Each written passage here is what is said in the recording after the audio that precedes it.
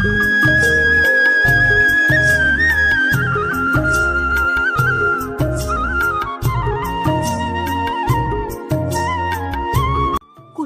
একটি ছোট্ট গ্রামে রামু নামের একজন কৃষক বাস করত।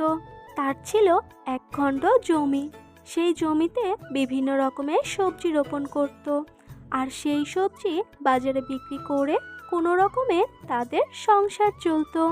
সে তার মা এবং স্ত্রী মিনুর সাথে বাস করত। তাদের সংসারে অভাব ছিল, কিন্তু সুখের কোনো সীমা ছিল না।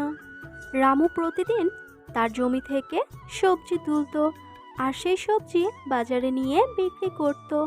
আর তার সবজি তরতাজা থাকার কারণে সবাই তার সবজি কিনে নিয়ে যেত।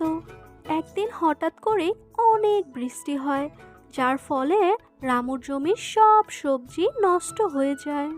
এসব কিছু দেখে রামু অনেক কষ্ট পায়, আর সে ভাবতে থাকে সে কিভাবে তার সংসার চালাবে।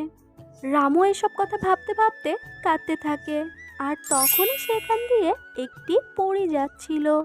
রামুর কান্না শুনে পরীটি রামুর কাছে এলো। এরপর রামু পরীটিকে তার সব দুঃখের কথা খুলে বলল।